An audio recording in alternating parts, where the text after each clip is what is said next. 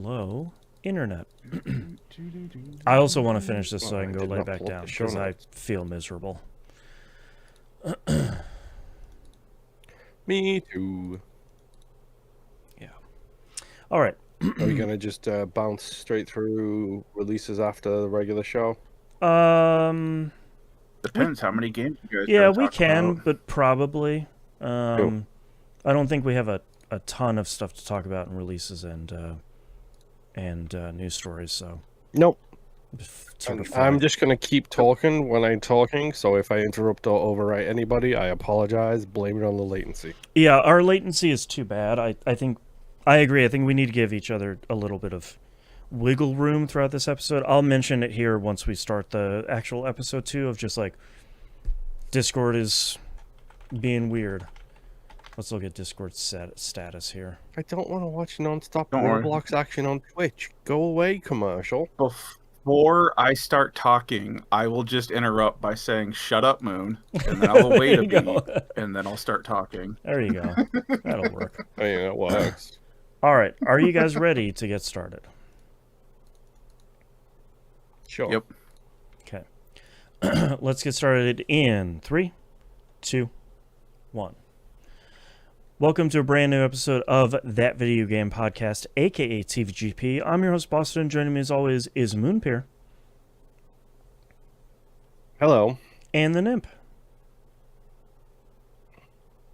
Hello.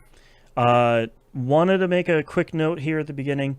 We record this via Discord because it's 2026 and we're not using Teams because that's just a nightmare.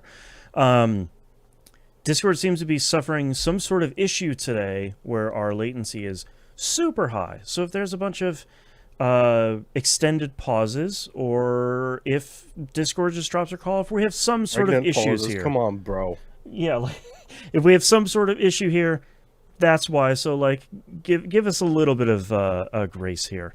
We would also like a little bit of your money over on our Patreon page, patreon.com/E1M1 or E1M1.cash.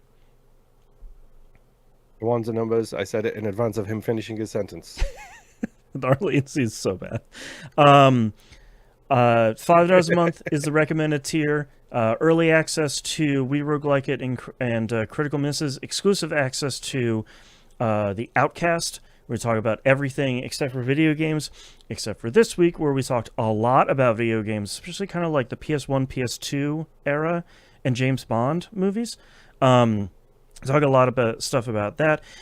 You also get, at the $5 tier or higher, you get exclusive access to the Critical Misses production meeting when that's around. A real fly-on-the-wall peek into how we plan and set up Critical Misses.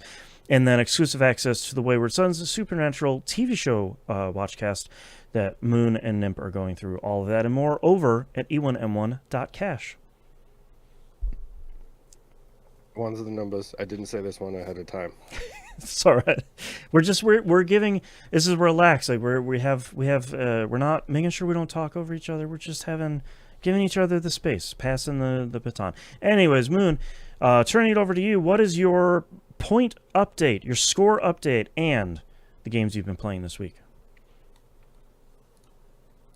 Score update is 739,160. It's only a very small increase from last week, so I did not hit my 6K target here, but I don't mind so much because I've smashed it every other weeks. Mm-hmm. Also, I have had a migraine for 2 weeks, so go away. I don't really care. It will stick with me.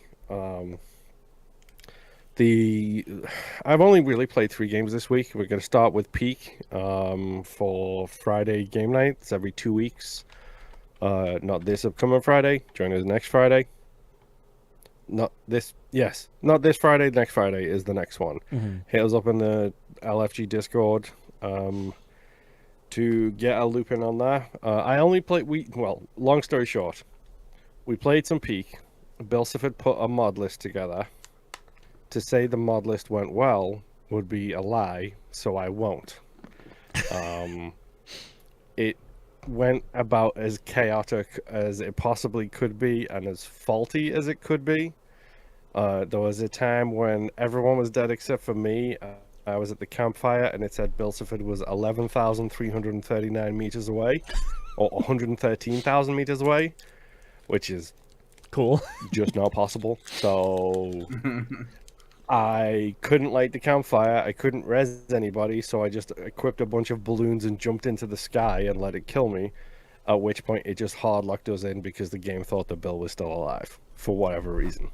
So, oops, no peak apparently. Yep. And I'll be honest, at that point, I was so super duper tired that I just basically packed her up and went to bed because I've been exhausted. At that point, everyone else switched to REPO. Played with an old REPO mod pack, the one where when you buy money or when you spend money over what you have and you go into debt, it increases the spawn rate on enemies. Apparently, there was 3 people playing and they went into $6,000 of debt each. So, I mean, sure. Thanks. Apparently, it was chaos. There was a lot of screaming and that kind of stuff. And I went and got my hot water bottles and went to bed because I was tired. Other than that, the only other 2 things I've played is firstly Arc Raiders. Again, caveat at the beginning here, they use contracted generative AI for the voice acting. Do with that information what you will.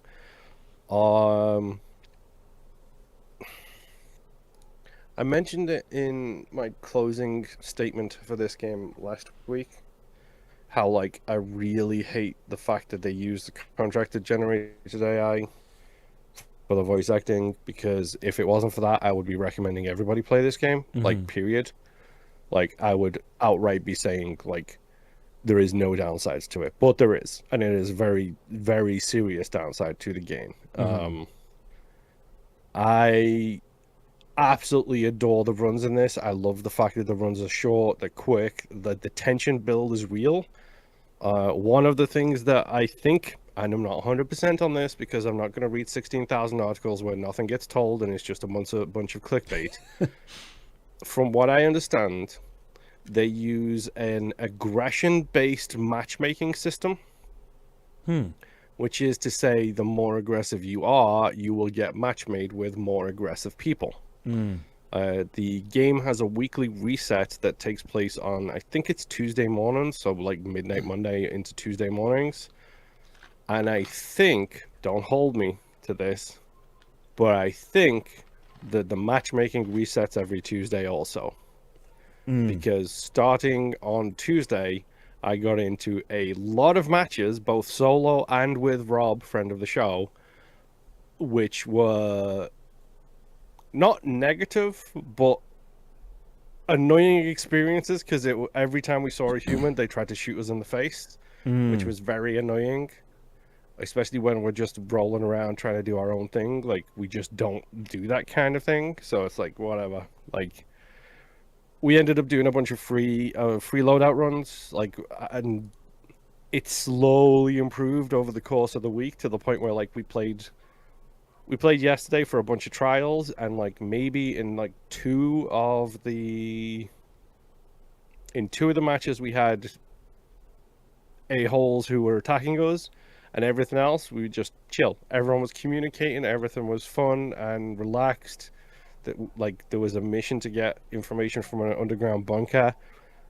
The first run we had, it was like 7 or 8 of us in the underground bunker at the same time, all just pointing out where we should go to get the information. And then the second match was the exact same until we were in the underground bunker. Then one person killed somebody, and everything went down from there. And it was just like, okay, everybody who was in the underground bunker is now dead.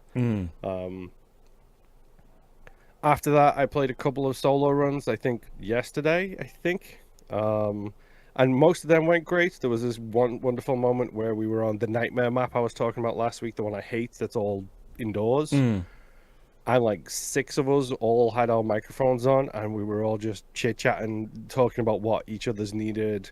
I found a deadline blueprint, which is one of the rare mines in the game.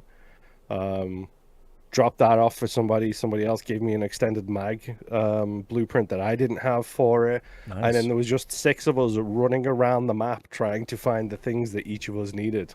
And then if we found it, we dropped it for the other people to collect. That's cool. That kind of experience is incredible. Mhm. Like that side of it was great.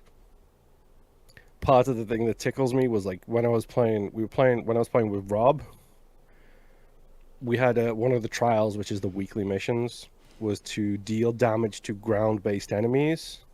So we went on one of the maps with a bombardier, and I literally jumped onto his back from above, planted the deadline mine on his back, and then turned around and ran into hiding. The deadline exploded, the bombardier got destroyed, and from the distance you just hear this dude go, "Hey man, that was sick as hell."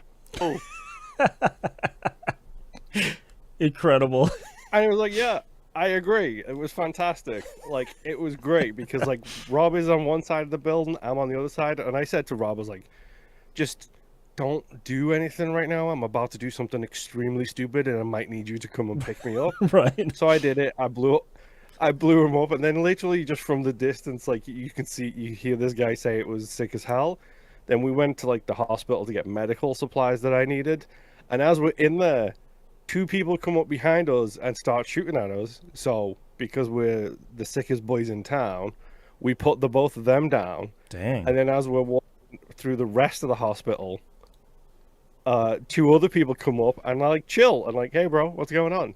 How are we feeling? Like, are we doing good? Like, anything upstairs, anything worth our while? And it's just like, nah bro. That's But watch cool. out, because these two attacked us.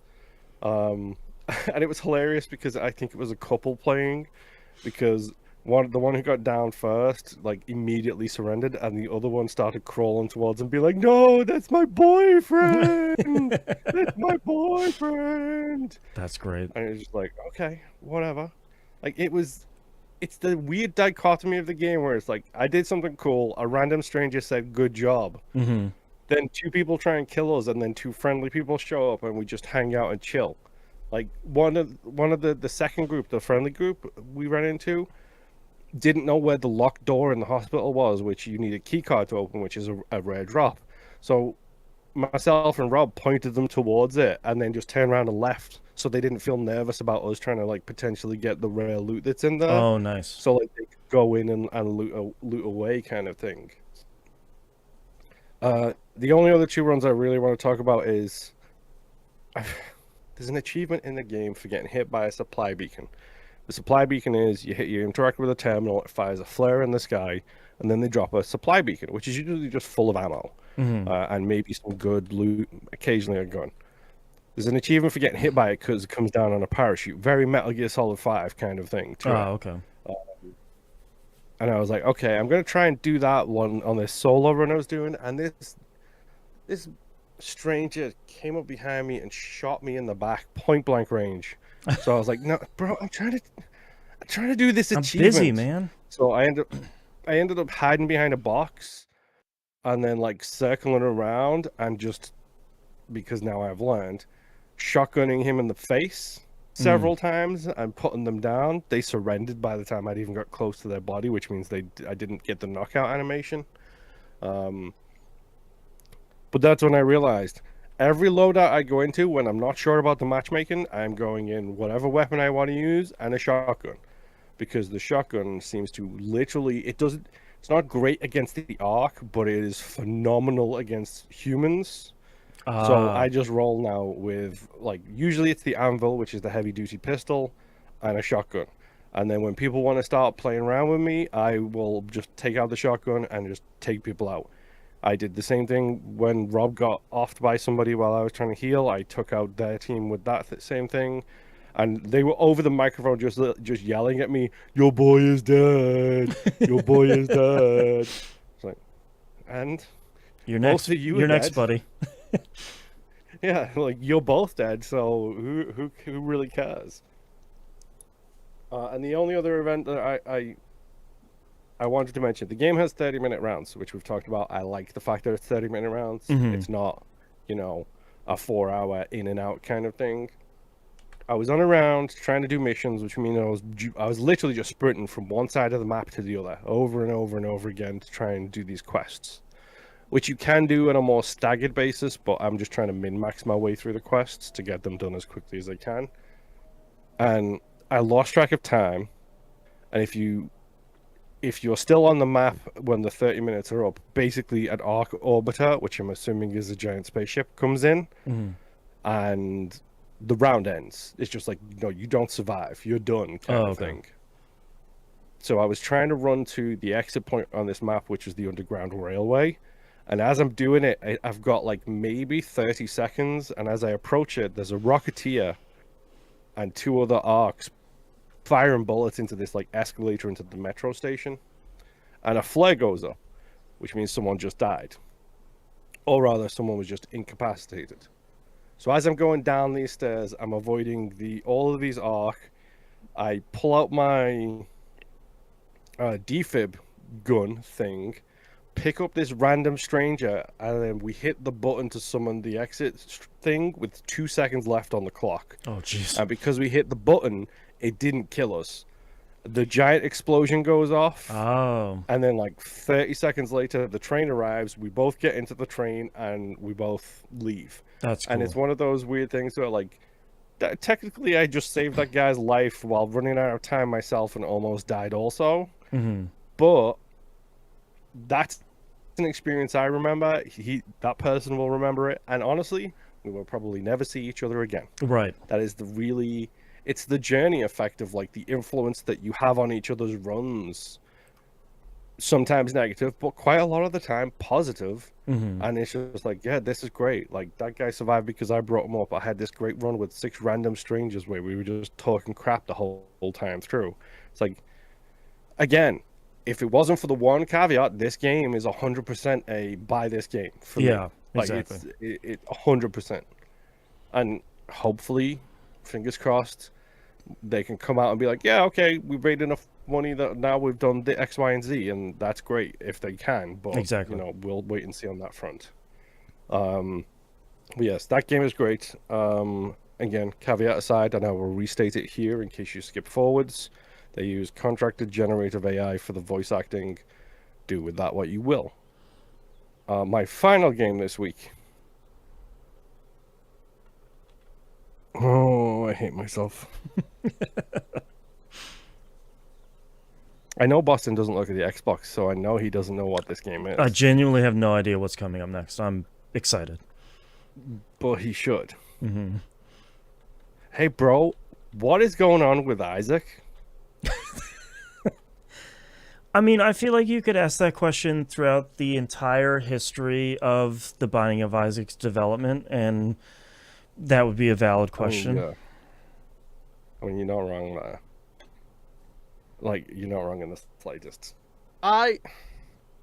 We did a podcast about this game for 1.5 years, right?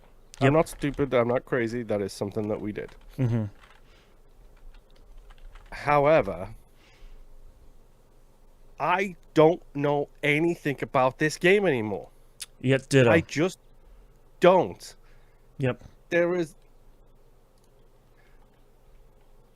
I don't understand anything. What's the downpour for one?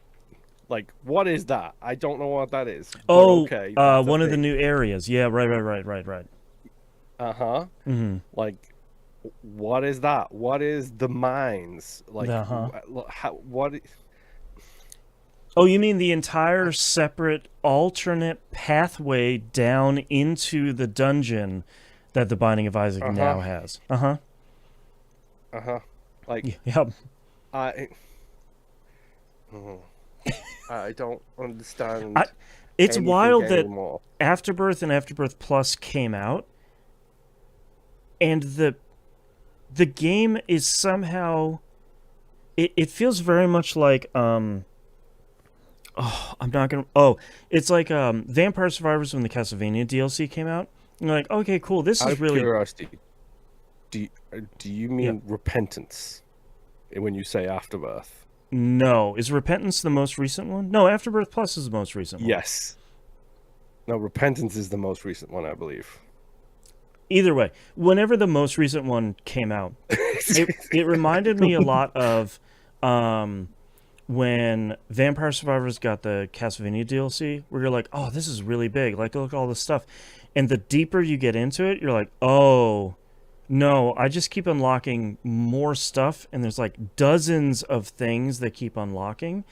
This is bigger than the base game, and that's Yes. very much the current state of Isaac is like, oh, Isaac, please, I played like hundreds of hours of this, and you're like, wait, no, there's way more stuff, like a whole other game in Isaac now worth of stuff. That's not just the other set of additional characters. It's also like, no, there's an additional other pathway through the basement now that's as big and as complicated as the regular path.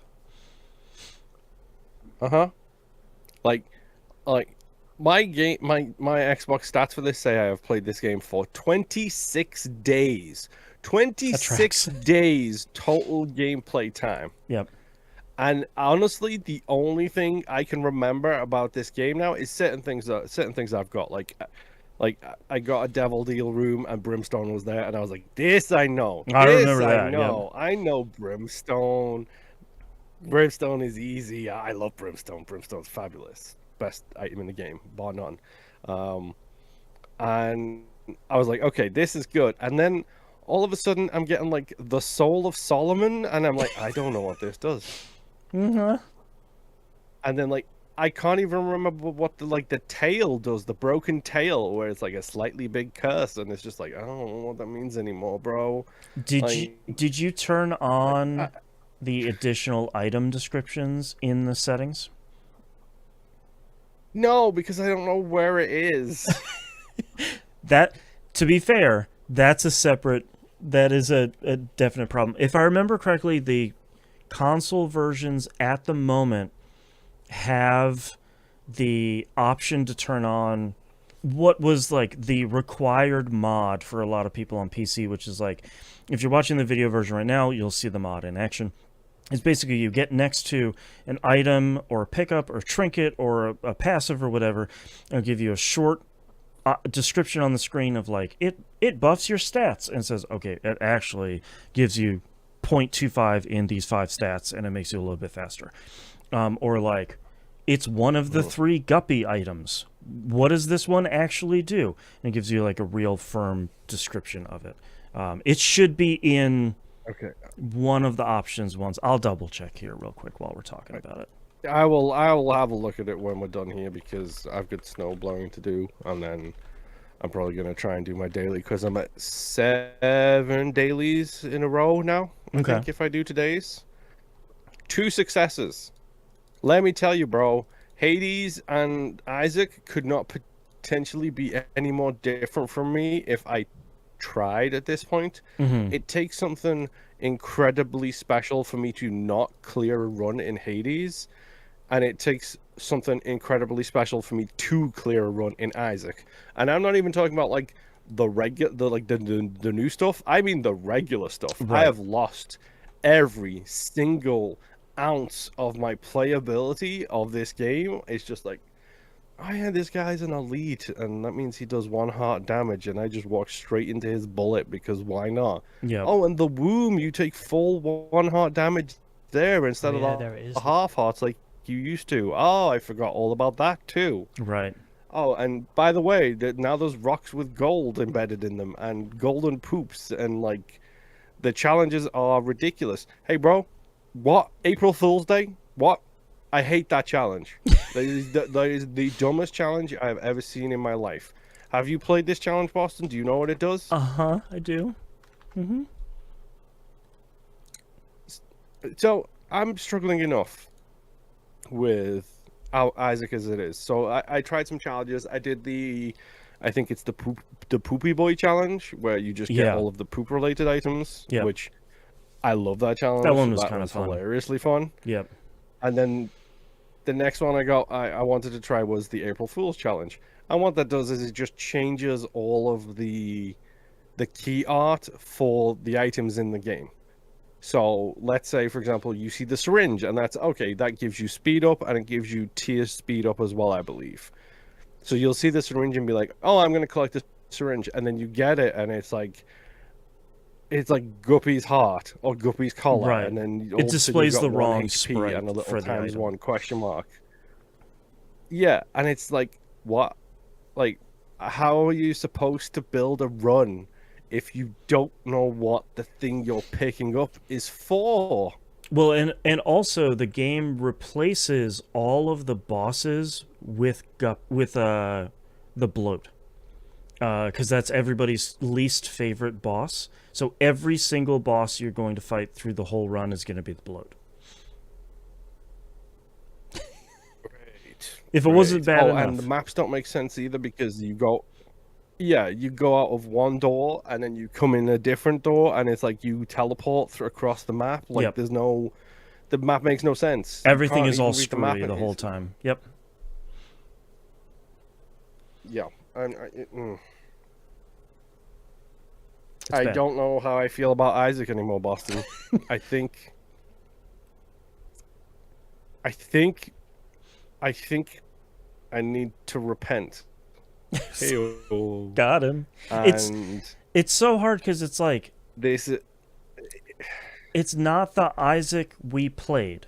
For better or for worse, it isn't the Isaac no. you played a year before Afterbirth Plus came out, Repentance, like any of this stuff. The game is so considerably different in every single aspect. A lot of times, in a good way, but a lot of times it's also like, I don't recognize any. Like it's like going back home after you've been to your hometown for the last 10 years, and you're like, wait, this is a Target now? That used to be like a movie thing. Like, what is this? What happened to my hometown? It's like going to your junior high school when you haven't been back since you grew up, and like you can't fit in the chairs anymore. Right. It Like, still you smells just- the same, but it's weird. Everything is so wrong. Yeah. Mm-hmm. I Yeah. don't know how I feel about Isaac. So the achievement hunt potentially for the 1,000 for 1 million is definitely still in the air because Sure. I don't know if I can do this. I just don't. It's So a lot. keep Yeah. that in mind, please. And I don't. The worst part is I don't even know where to start because my save file already has all of the regular characters unlocked with pretty much a full post-it note. Mm-hmm. So it's not like I can go in and be like, oh, I'm just gonna beat this boss with Isaac and see what I unlock. Mm-hmm. Like I could do with a guiding push. I just Okay. need a little push. So here's my then- recommendation. I would go look up a guide Mhm. for unlocking your first of the alternate characters. Because it's very much like, start on this path, do this specific thing you're not going to figure out by yourself unless you've been like paying attention to the development of it. And like a guide will show you like, go through the alternate path, but make sure you do X, Y, and Z things as you're going through. And then you'll get to like an additional thing you need to do something in, and you'll unlock then the alternate version of that character that you're playing as. And I think once you have done that entire alternate chain on one character, you just need to repeat that for all of the other characters. I think that'll start you on the path of like, all right, here's the other like half of the game I can play now. Okay. I'll have to. It's gonna be a lot, bro. Like I don't even know anymore where I Yeah. stand with this game because the worst part is it still looks great. The music is actually better now. I think it was now that I have the Repentance DLC. I think the music Yep. is incredible. The game looks the downpour map looks insane. The fact that it's got the Yeah. reflections on the water and invisible enemies is just like So good. so there's so much in that stuff that is really incredible. But at the same time, it's like, hey, bro, like, I thought I knew Isaac. It turns out I didn't know Isaac. It turns out I knew Isaac, which is, Right. taller Isaac or whatever the Star Wars equivalent is. Right. Like, it's difficult, Yeah. like, to say the least. So 100%. I might have to have a look into that. And the really funny thing is, a couple of people have said to me who do play Xbox and have seen the fact that game it's been like, oh, Moonpeer is online and he is playing The Binding of Isaac. Mm-hmm. And they have said to me, why? bro, what are you doing? Like, Right. no, bro, don't go down this hole anymore. You know, you got like, clean. Don't go back to the well. Oh man. pretty much. And it's really scary because, like, I know how to get the secret rooms, and that's about it, really. It's like, oh, there should be a secret room here. And then I plant a bomb, I get the little notification. I'm like, yeah, I'm an Isaac God. I can Right. find the secret rooms, which it turns out is the least valuable thing in the game anymore. I just looked it up. You are right. Binding of Isaac Repentance is the most recent version. It's like an expansion to Afterbirth Plus. So like it primarily is, And they brought a bunch of community stuff in for yeah, it as like well, the I believe. anti-birth fan mod. They brought a lot of stuff there. They have like the additional path, the tainted characters. There's 19 of them. And I think one of the biggest things that was a big plus for me, not only the additional item descriptions, but also there's 5,000 more room designs. So like for players, when you go into a room, Yes. if you played for long enough, you kind of saw all of the room layouts, and now there's literally 1,000 more variations of individual rooms. I think that helps runs a lot because you're It not helps running mix it into up like a the little same 10 rooms over and over again. Yeah. Yep, definitely. Yeah. That has definitely helped me so far while I've been playing it. It's like, oh, this room's new, that room's new. Yeah. I know I haven't lost it all because I'm definitely seeing new rooms, but Yeah. it's just one of those things. It's like, it's a lot. Like, almost as if Macmillan should have moved on to his other project years and years and years and years and years ago instead of this madness. Yeah, the Binding of Isaac 2. Yes. Otherwise known as Mugenics, apparently. Yeah. But we'll talk about that later. Yeah. But yes, that is all I have been playing this week. All right, Nim, why don't you take it over? Okay. All right. So this week I have been playing a lot of Atelier, Resliaria. When I left off last week, I think it was on chapter 4, maybe 5. I am now on the epilogue. Oh, okay. I just beat the final boss earlier today. Okay. So, answering questions from last week. So you No, played a lot. unfortunately, it is. No, you do not get to place buildings in your village. You just get to increase their levels, and as you increase the levels, the village will start to rebuild in that section. And Oh, then okay. that's it. So, more shops and stuff do show up as the level of that area increases. The shops get more and different items, and will sometimes have a book, scroll, or tomb that will teach you a recipe as well. So it's always good to kind of check those out as you're leveling everything up. But outside of that, though, unfortunately, maybe the next game. But so we're safe on that one. There is no village building. One thing that I did want to bring up, though, because this was a super pain to figure out, because there are no guides really online for this one, and a lot of the message boards have a lot of weird false information in them for some reason. The town level is how this game gates progress. So once you've gotten to a certain point, it'll say, hey, you should get your town level up to 8 or 20, whatever, however far in you are.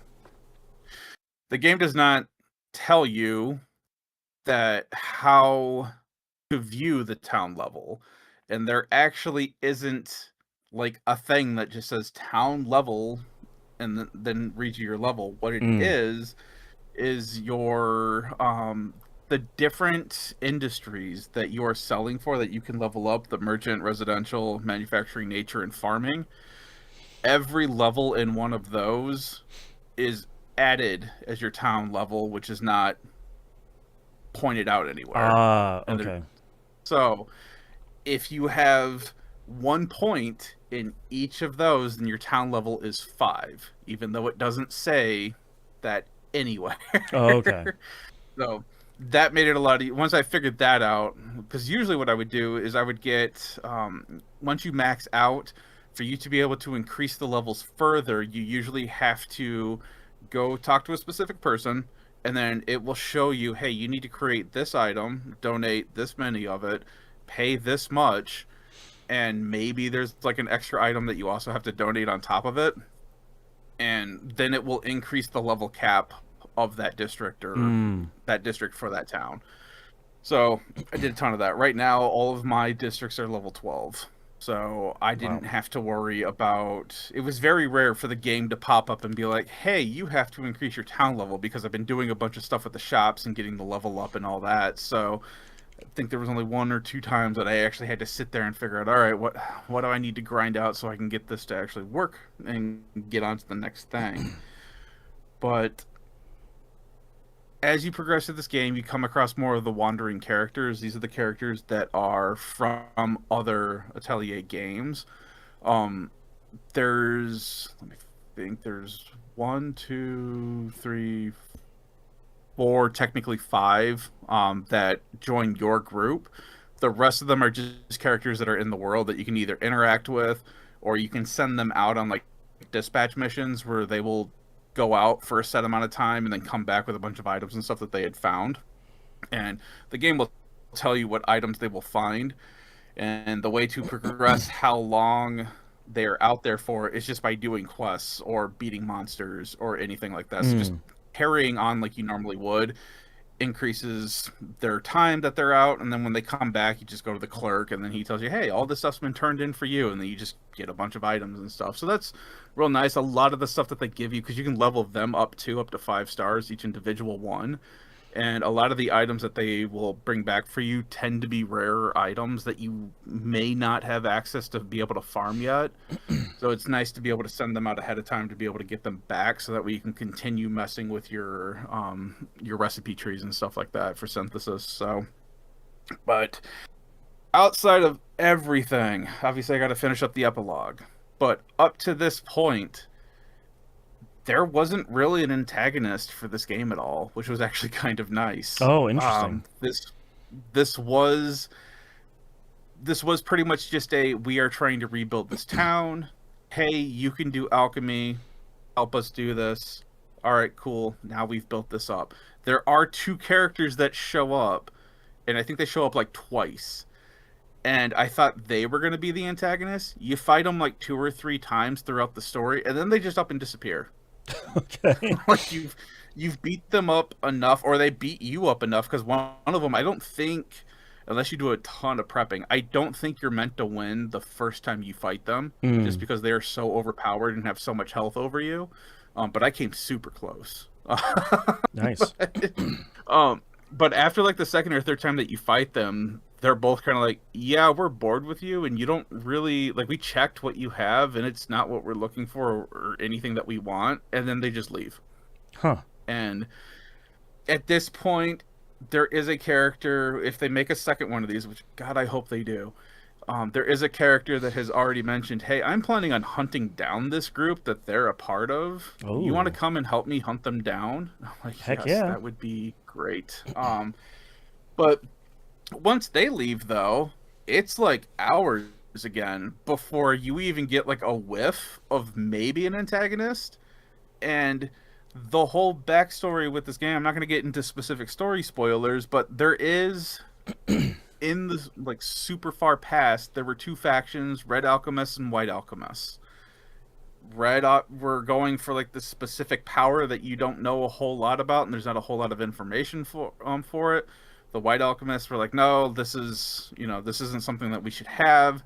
There was a big fight. This red mist thing happens. No one knows what's up with that. And they just disappear. No one knows anything. They're just lost to history at this point in the game.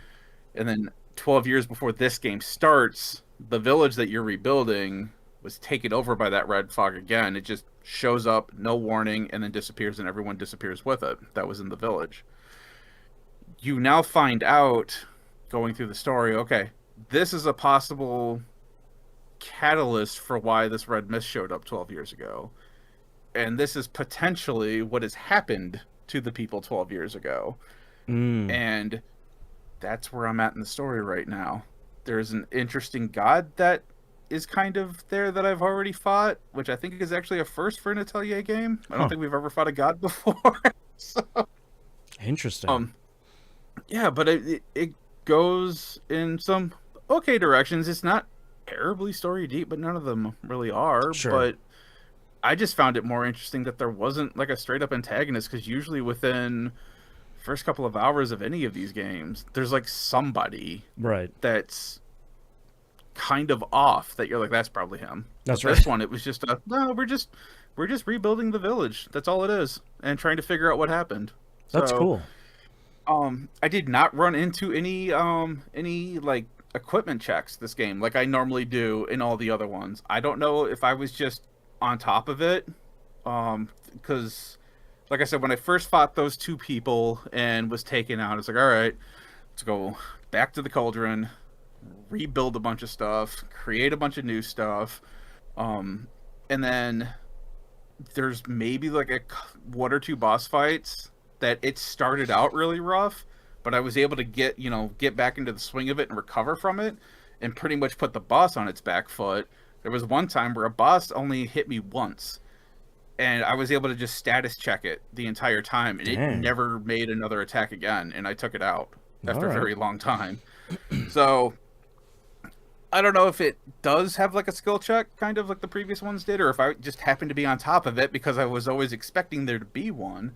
The last dungeon in this game obviously gives you a bunch of cool items, but when you get into the new area, there's like a bunch of teleporters in like this center dais. And I was like, oh, great. This is what I always complained about, where it's like, oh, it's the final dungeon. Let's make this 9 times larger than the rest of the Right. game before you can fight the final boss. And when you walk up there, one of your characters points out, it's like, hey, here's all these teleporters that you can go through. You can do them or not. You can just carry on to the final boss. But if you Oh. do them, you might find additional recipes. Mm. All right, fine. I guess I will do all. I think there was like 5 of them. Mhm. Yeah, there was like 5 teleporters. They actually were not that long. They were fairly short, like puzzle areas for you to figure out. And yeah, they gave me some really good recipes that actually would have really helped me if things had gone south. One of them was I had an elixir recipe now, so I was able to make that. When I crafted that, the elixir itself fully gives back full health to everybody in your party front and back during battle. Dang. And it gives you, depending on the size, if you do a small, it gives you back like 10% of your action points. If you do a medium, it was 15%. And if you do a large, it's 20%. I managed to get that bumped all the way up to large, so I got the 20% AP back for all my people. Dang. And I somehow had an item that allows you to revive. It had a trait of revival on it. So I was Ooh. able to get that on there. So not only does it fully heal everybody, it also gives you AP. It will also revive anyone that was KO'd. Jeez. All right. Only thing that sucks is it's a one-time use item. Mm. The best part about this game, because it's an Atelier game, at this point, you already have something that can duplicate them. Ah. So I just duplicated like 10 of them and gave 1 to every party member. Right. And I was good to go. So didn't have to use it. The best one that I did get, that I did use quite a bit, was an accessory item. And I was able to put traits on it. Normally it increases health and it prevents what it calls red panels from impacting your party. And I had to look up what that meant. Red panels, because this has the timeline of when each character goes, it also kind of does the Legend of Hero thing where it's like, hey, sometimes there's an icon there and it'll increase your health. It will give you like extra AP when it's that character's turn if they happen to have that icon. And it works for both your party and the enemy. What they start adding as you get further into the game is, hey, there's randomly like a poison icon on there. There's a random paralyzing icon on there. Sure. And those were starting to really impact my characters, because it would always be my characters that would get hit with them. So these rings, the red panel immunity, makes it so that if it's a negative effect that's on the panel and it shows up on one of your characters, when it activates, nothing happens to your characters. Nice. But the positives still impact your characters, and it will still impact enemies if it lands on an enemy icon when it's their turn to go. Okay. So it's like, that really helped me on the final boss, because my first round, it was nothing but red icons all the way down. and I would have been so mad. Yeah. But yeah, so I spent a ton of time crafting, and just battling it out. And this was only meant to be my side game in my harem of video games that I have sitting here on my shelf. And this kind of turned into my mainline game by accident. Right. That is how much I enjoyed this. So Nice. I am looking forward to, after this podcast, beating it and seeing what that gets me. I don't know if there's a new game plus or if it just dumps me back into the world. Because there's some story stuff that I'm like, I wonder how this is going to impact the player being able to play, like continue playing now. Right. So I'll report back next week on that. But yeah, Atelier Resliaria. It's surprisingly great game. I'm like 26 hours right now into it and just about beat it. So that's not bad. Kind of surprised. Yeah, I was actually kind of surprised it was that short. So my last game that I played this week is Silent Hill F. I did play a little bit of it. I got to the next area. Where we left off was that I was possibly going to a middle school. Oh, right. and I had brought up that I swear to God, there's going to be a problem if I have to play the red light, green light game in this middle school. So, oh no. You go into the middle school, and everything starts out as fine as it can for a Silent Hill game. Sure. And as you're exploring, you all of a sudden start to see the scarecrows that were out in the field that were part of the puzzle. Some of them have slowly started to show up in the middle school. Incredible. And it's always, I turn a corner, bam, there's a scarecrow right there. It's like, okay. And then we stop and stare at each other. Nobody moves. So I slowly back up. Nobody moves. I turn around a corner to see, is this going to be it? Nothing moves. So I go back around the corner, and it's just standing there. I'm like, okay. I take the longest arc this hallway will afford me to get around it while still staring at it. And I turn around the camera. There's now another scarecrow behind me where there wasn't one a moment ago. I'm like, please don't do this to me. Please, I beg of you. At this point, though, I'm starting to figure out that, okay, the scarecrows are just here to mess with you. They don't move. I bumped into them. I attacked one. It didn't do anything. Okay. We'll just keep this in the back of my mind. I'm playing with headphones on. Still a bad idea. Because you can hear things you do not want to hear. I get to this section where I go up a flight of stairs, and all of a sudden, a scarecrow just drops down from the ceiling and just stops. Whoa. And it does the whole thing where it's like its head twists. Oh, God. In an unnatural way. Yep. And it's smiling at you. Of course. So, continue my exploration. And I get a bunch of items. Go back out into a hallway. And there's just one on the far end, all the way by itself underneath a blinking light. I'm like, is this going to be when it starts? Is this the one? Please don't. It is not. It's like, this game is just constantly just like, yeah. You then pick up an item. And I'm not going to say what one.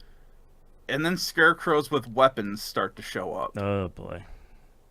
And the ones with the weapons are the ones that are going to start chasing you. Oh, no. And before all this, I will also say, too, because I just remembered this part. I did walk into a classroom while I was still freaking out with the scarecrows. And it's got one of those full, I don't even know what you call it, like the anatomically correct dummies where it's like split in half. And it's got the full skin and stuff on one half. And on the other side, you can see its organs and stuff like that. And I'm like, it better not be that. It's always that stupid thing. Yep. It was not. I swear it was just there to screw with you. Yep. Jeez. But once you pick up an item, though, a specific item, the scarecrows with the weapons start to chase you throughout the school. And I was already talking about last time how the controls aren't always great. You're always getting hung up on every little jagged corner that's available in this game. Right. I did manage to evade and dodge a lot of them. And the worst part is that you have to go into a locker room and undo a lock so that way you can get access to an item. When you are doing the puzzles, time does not stop. Oh, no. So I am running ahead of them, and I'm trying to hurry up and get this thing unlocked, and I can hear them in the background skittering and bumping into things as I'm trying to do this stupid little kid lock on this locker. And at this point, I was like, I just would have taken the pipe and smashed that lock off. Like, there's just no way that this would have happened. Yep. So once you pick up this other item, the scarecrows with the weapons go away. Okay. The other scarecrows without weapons are still there, but they don't do anything. Okay. They are just there. It's like, okay, cool. I got through all that. I continue on into the next area. Cutscene happens, and I'm back in the Dark Shrine. Okay. That is as far as I have gotten with this game. Okay. A toll was had. Yeah. Going through this stupid middle school. God. So, my son and I have been talking about the game and going over it, and he actually pointed out to me that while we are in the Dark Shrine area, I did notice that it has its own set of weapons that you get. What I did not notice is that there is not durability in the Dark Shrine for the weapons. You can use them as much as you want. Oh. And I think that is because the enemies in the Dark Shrine don't actually die when you take them out. They eventually come back. Oh. And I will tell you how I know this next week.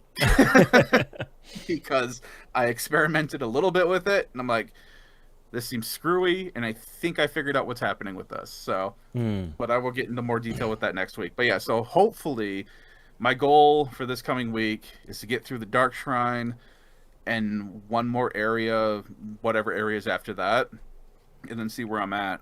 But Atelier really took it for me because, you know, apparently I just needed bright sunshine in my life and not hoary, weird things that are happening here. I don't know. It's Silent Hill. It's weird. So yeah. But yeah, that's all I played this week. All right. I managed to play more Abyssus this week. We played for a couple hours on Thursday. We did manage to get through the end of the game. So where I had finished up before was like the mini boss of the second to the last area. And thankfully so how the game usually goes is there's 4 areas per level or whatever. It's like a couple of rooms of standard enemies, a mini boss, a couple more rooms of standard enemies, and then the big kind of area boss. The very final area was just like a unique kind of mini boss and then the big final boss. So we were really close in the previous ones.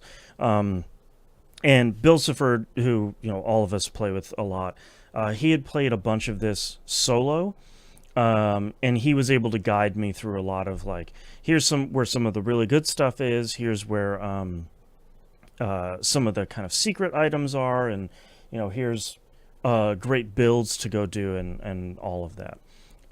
He did verify with me, though, that the game does do a really good job of scaling up and down difficulty based on how many party members you have. So it totally apparently was a very doable game to play just solo, which I was kind of pleasantly surprised by. I don't know what else to say about this other than this is just it's just fantastic to play. It's super fast. It feels really satisfying. I think all of the simplicity of it that I was really praising before, I think it is still really a strength of, here's your one weapon, here's your one ability, that's what you got as you're going through the run. And a lot of the strength of the run is going to be, how are you using the things that you've been unlocking between runs with the kind of meta progression. How are you using those to upgrade your abilities, your gun, or your the modifiers that you're getting, like additional skills and stuff like that. Like, how are you using that to change your build and your runs as you're going through? And that feels really, really, really good. And we were doing a time trial thing because there was a giant door we saw previously that was basically like, hey, you need to get here within like 40 minutes. You need your entire run up to this point needs to be 40 minutes, and then there'll probably be something cool behind the door. So a lot of our runs this week was, no, we're moving. Like, we are not stopping for anything. We're going to pick up, we're going to make our choices, we're going to get through the boss, and we're going to keep clipping. And that was a lot of fun, and the game turned out to be even faster than I expected as we were just booking our way through it. So Abyssus is really great. I think my only concern at this point, it's kind of a positive and a negative, is I think we've seen the majority of what the game has to offer from like a default difficulty standpoint. When we did beat it, we did get a bunch of other stuff unlocked, like beating it with the Tesla gun got me a different mod for the Tesla gun. And if you go beat it with the shotgun, you'll get a different mod for the shotgun, etc. You also get different variants of all the bosses. So like in the footage here, I'm fighting the big super annoying water boss. When we fought him next, he was made out of fire instead of water. There's a couple of other different variants of that. Same with all the other bosses. So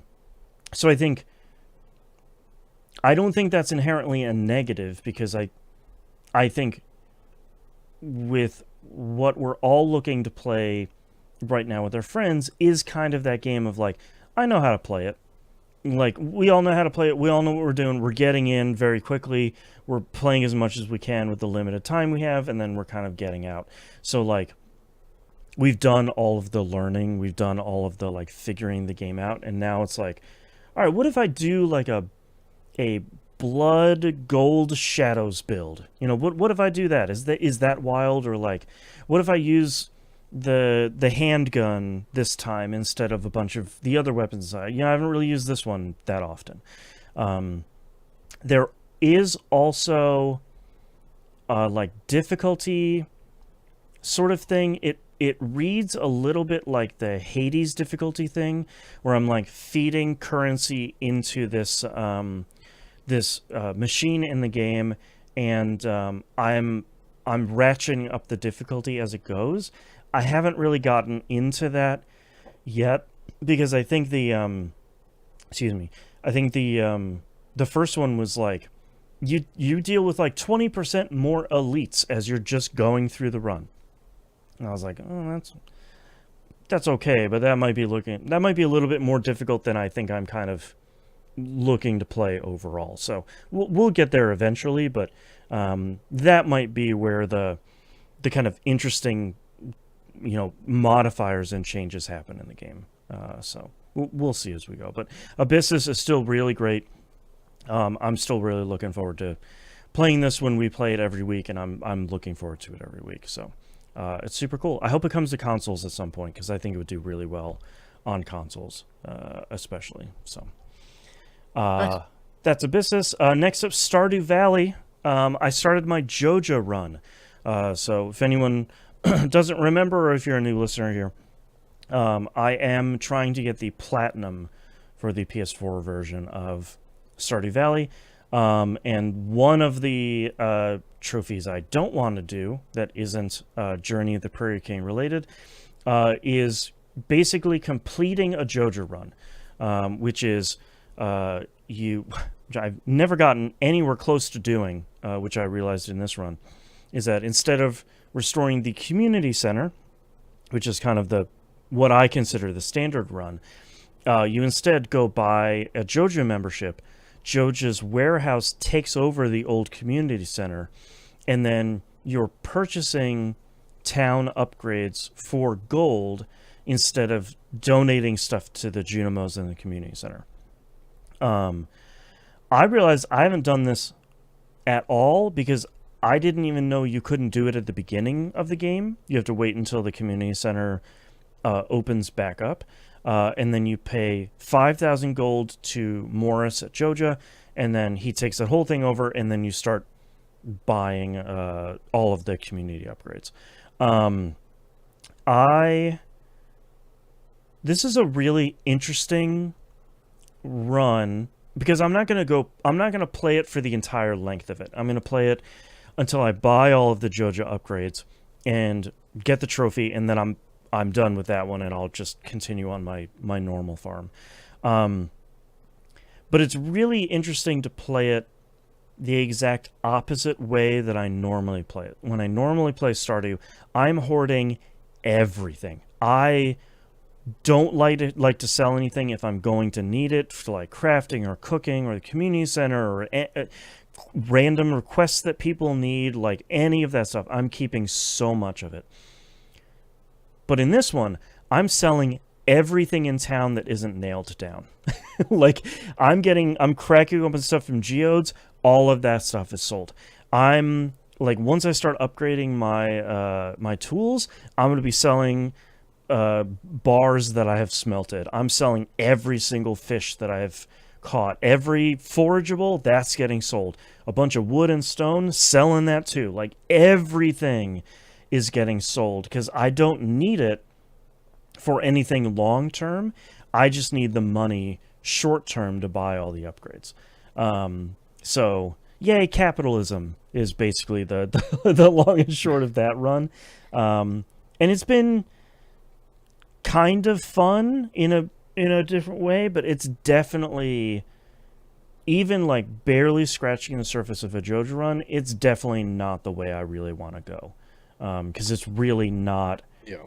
I like restoring the community center. Like, I like building up the community. I like seeing, even though Clint, like, once you restore the community center, Clint the blacksmith doesn't work on Fridays anymore because apparently every single Friday he needs to go stare at the boiler in the basement of the community center, which sucks.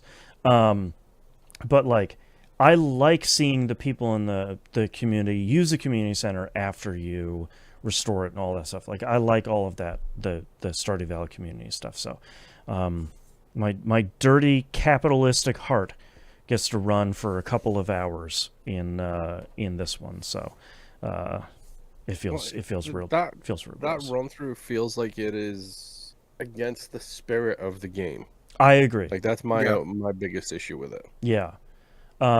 It's nice that it's an option because I think it's technically easier to get the town upgrades with Joja, especially because it's like, oh, you just want the minecarts? You pay like 25,000 gold. There you go. Minecarts are fixed. We took care of it. But part of what I like about the community center is I feel like by donating stuff to the bundles for the Junimos and the community center, you kind of get to see every single part of the game over an extended period of time. Like, you have to catch stuff in crab pots for some of the stuff for the fish tank. Like, you have to figure out how to use the fertilizer to make sure that you get 5 gold star quality parsnips to feed for the quality crops bundle. And like, you need to know how to smelt and get deeper in the dungeon and like forage all that stuff. Like, I really like that you get to experience, you're really pushed gently, because you don't have to restore the community center. Like, you're gently pushed through all of the stuff that Stardew Valley has to offer. And you don't really get that in Joja because they're Amazon. It really just is like, okay, $15,000, the bus is fixed. There you go, you did it, yay, money.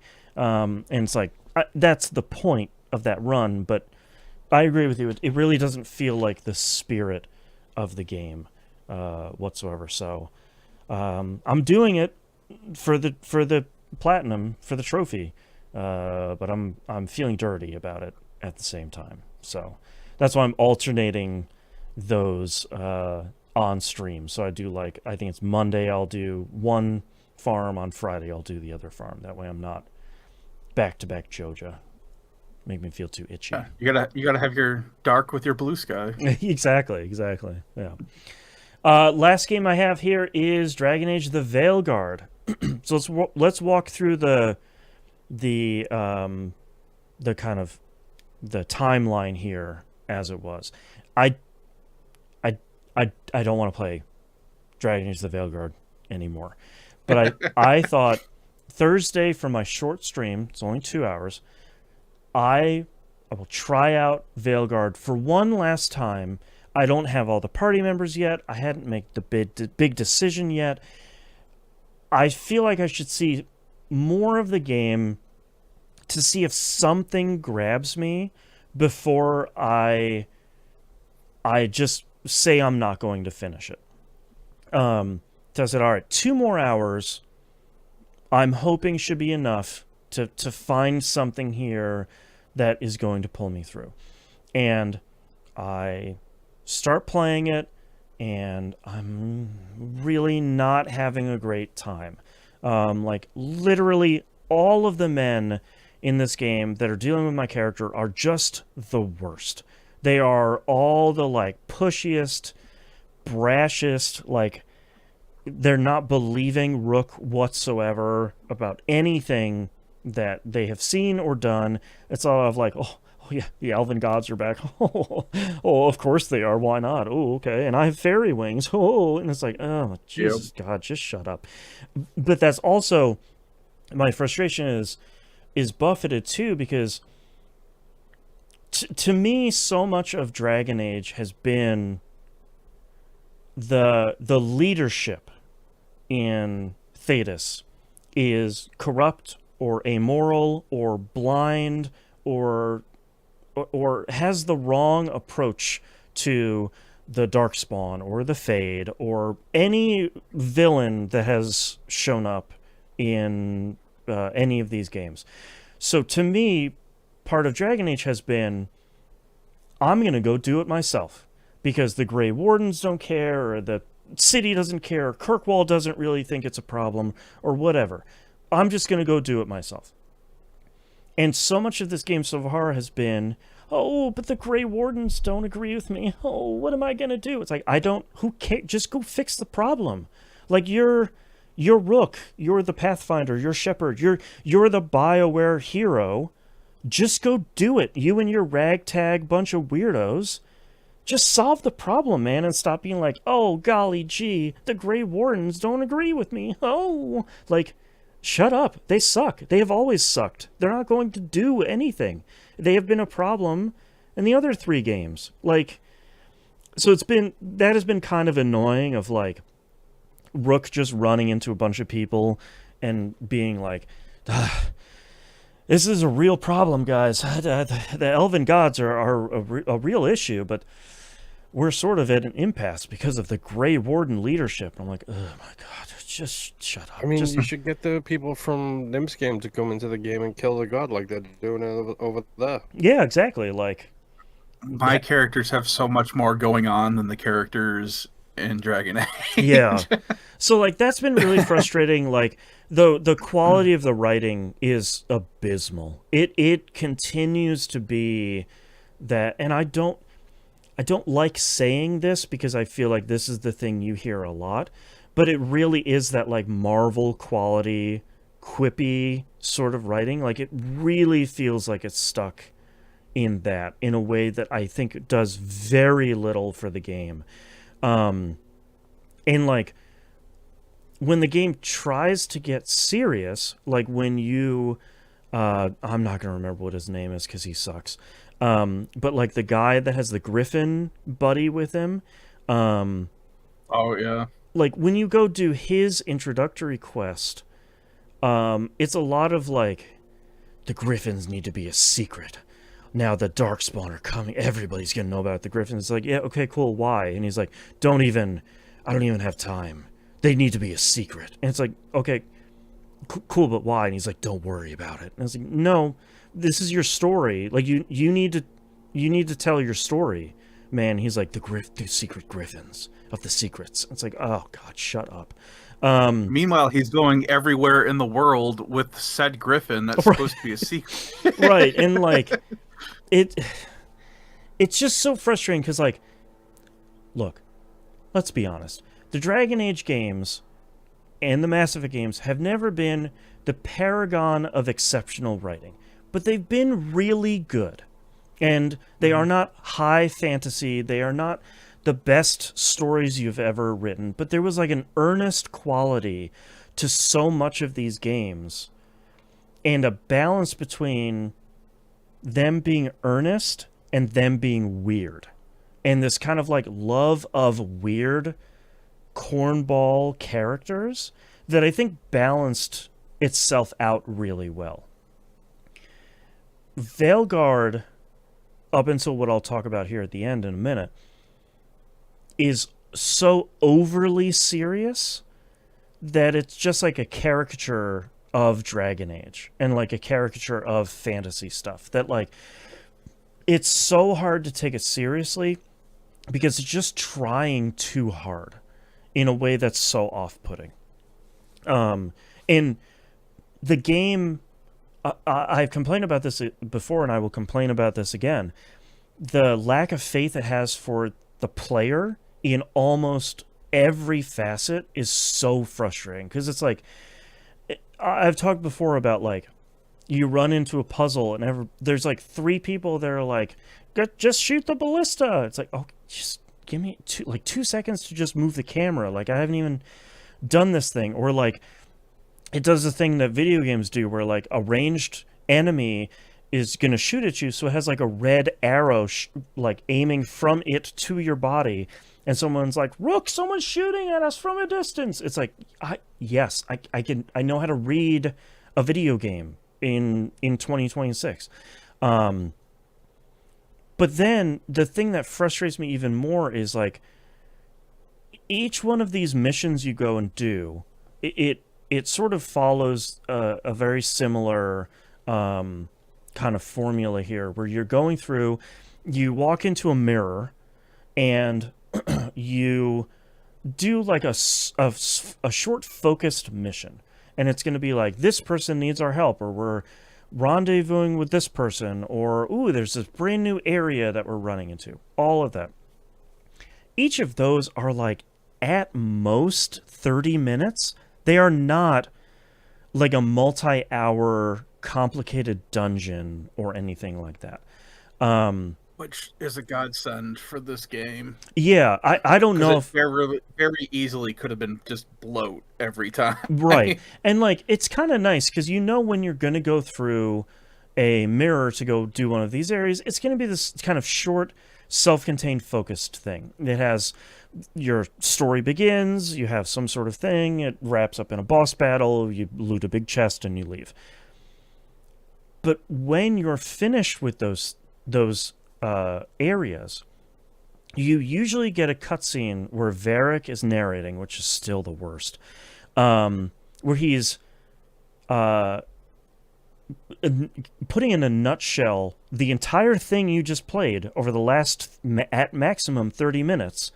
Then you get a large text pop-up that recaps the thing you just did, and then you have to go in your journal to start the next thing. So it's like telling you 3 or 4 separate times, hey, you went to go see this griffin thing, and the 12 other griffins got stolen by this scary demon lady, but there's still one left, and that guy has decided to join you. Yay, he's part of the Grey Wardens. And I'm like, I know. I literally just played it. That was me playing it and seeing all the cutscenes.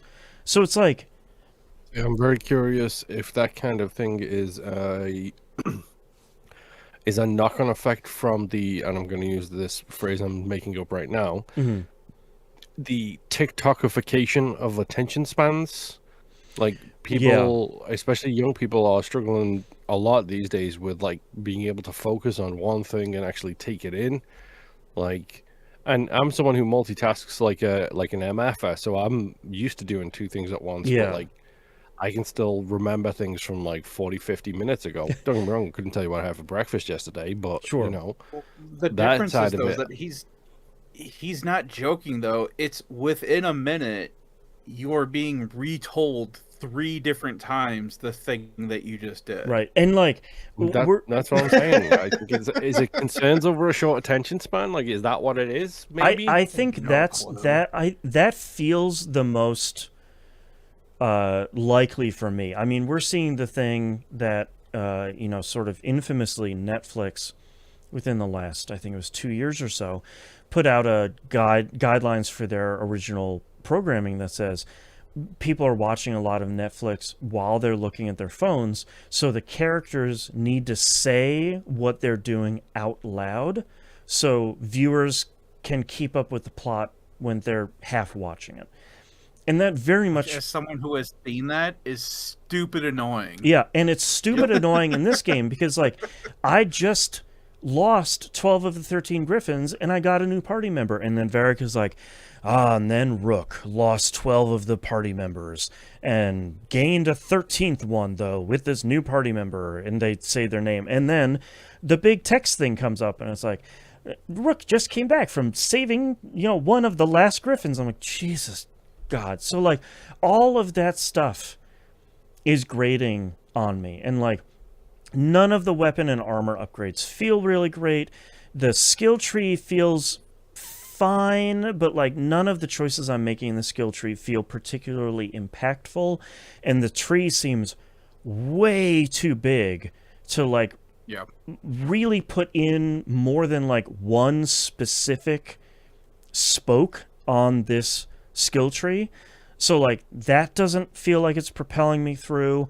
The battle system feels fine, but there's only like 2 modes of enemies. One is I'm just hitting square a bunch of times and then hitting triangle twice and unleashing a combo on this enemy. Or I hit square 3 times and the enemy holds up a shield or their axe or their 2 swords, and I go ding and it says parried, and then I can't get a full combo off kind of no matter what.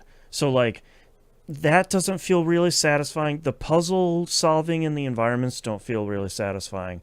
But you know what really does feel satisfying? I do. Is the favorite character that Nimp talked about on the show, Manfred, and his delightful hissing, and what is it, Emmanuel? It's Vincent Price. Emmerich. Emmerich, thank you. He's just Vincent Price in this game, like really chewing the entire scenery in this really game. Really jovial, happy to be there, happy to be around other living people, like dead people. Also bringing back the dead. Like, he's such an incredibly great character, and he's delightfully weird in a way that I have really missed from this game. And like, he's the friendliest guy that's just like, let me show you around my grand necropolis, and oh, don't worry, those are like angry spirits and they're gonna try and kill us, but like, let's help them out, yay, let's ring the bell. And then like the treat at the end is like, thank you, Manfred, for bringing out the tea, and it's a skeleton that has like wheel feet and gemstone eyes that brings the tea and only speaks in hisses, and like he is like a welcoming hiss or like a gratitude hiss, and I'm like, these 2 guys, number 1, always in my party. Number 2, like, get out of here, Neve. Number 2, that might propel me through the entire rest of the game, because these 2 are really great, and that might be the only thing that helps me finish this game completely. So It really helped me when I Yeah. found them, and that's why they became my favorite. I really enjoy, especially with the Necropolis. Like I was telling you, because I got to watch you play a little bit when you were streaming. There is so much lore that you get to do for side content in this area that is Right. pretty interesting. Right. Um, him just being in my party was great. I bet, The yeah. next character, your last one that you get, has an interesting story, Okay. but depending on how... Well, yeah, I can't wait for you to meet the next character and see the choices that you get to make with that character. Because some of it, and I'm like, why would you choose the other options? Right. Speaking of choices, I did do the big choice in the game, and we had talked about this. I now remember it. We had talked about this when you talked about it previously when you had played it. So the big choice is basically you come back from that Griffin guy. This is like minor spoilers, but this game has been out forever. You probably aren't going to play it at this point. It's essentially you come back from there and everybody's like, oh my god, the two elven gods have giant dragons and they're both attacking this one city and this one city. It happens to be the only two cities you've been to in this game, which is also kind of disappointing. Oh, you can only be in one place. Which one are you going to go to? And it was basically the bad Italian city with the canals that the crows control and are like taking care of the city, or the magical city with the walls and like it's the seat of politics. And I was like, well, I'm going to do the politics one because every story beat I've been doing in the game is the villains are trying to take over the political landscape of that city. And everything the game has told me is the entire world will fall apart if these bad guys take over the political power of the city. So I'm going to save them from a dragon. And the number of people that are like, I can't believe you made that choice. Like in game is like, oh, you saved the giant city with all the mages and the high walls that's protected? And I was like, yes? Like, that seemed like the obvious choice. It's very much like how could you leave the mayor from earlier to die? And I was like, because that's the choice? Like, that's the... Because that's what he deserved. Right, like, that's the only right choice. And for me, like, in the story, it felt like, well, the crows are taking care of this city, so who's better to take care of the city after the attack than the dude from the crows I sent over there and the guys that are like going to be able to take care of it in the underground? Like they can't take care of the political machinations in this big city. So of course I'm going to pick that one. And like I feel good about that choice that I made, but like the game is like for 5 minutes tried to go out of its way from the guy that lived in that city of like, I can't believe that you didn't help me and the crows in the city. We needed you there. And like, even Rook, my character, was out of patience saying like, I can't be in more than one place at a time, dude. And the character was like, yeah, I know, but still. And I'm like, what are we doing here? Like, why are we... And that is not the last time it'll get brought up either. Yeah. Maybe with that character it is, but it gets brought up so many more times. And that was my biggest issue because the writing for the arguments is kind of crap. Because like you would mention, one of them says is like, oh, so you went to defend the place that had the walls. They were complaining about in the other town, the dragon never landed on the ground. Yes, exactly. The dragon was just dropping blight from the sky. For hours, So it doesn't matter that the other place had walls. Exactly. Walls aren't going to do anything when you can fly over them. And also, I sent my team to you. Yeah, it's not like two other people. What are you doing? Yeah. So, like, I do appreciate that the game had me make a choice and had me stick with the choice. It wasn't like, oh, thank God we took out the dragon. Let's go back. Let's go to the other town and we can take out the dragon from there too. Like when you go to the other town, it's messed up. Like that place is in bad shape. Cool. You even have to go rediscover all of the fast travel points and like the entire landscape of the town is completely changed. So like there are long-lasting effects to it that I appreciate. I think they did do a good job on that, but it's also sort of like this was kind of like a war situation. So like you said you understood when I was leaving that this was going to be a situation. You don't get to be mad about it now when we all made an informed choice. So the drama of it feels a little bit manufactured in a way that feels kind of frustrating, but I don't know. It got to a point where I was just like, you know what? If there's an option for me to tear this city apart brick by brick, I'm going to do it. That's right. Like, screw all That's of you. right. I'm going to so do it sick with and your tired of all of hands you. now. Like I'm tired of hearing about it. So like it's the whole thing is like the game is frustratingly fine. Like none of it is outright bad. It's not a bad game. It's just all of these choices that you can see that's like, yeah, but like what if you just spent another year developing it for a game that like clearly went through development hell for like more than 10 years, but it just kind of came out a little bit underbaked in a way that you're like, there's so much here that could be super cool.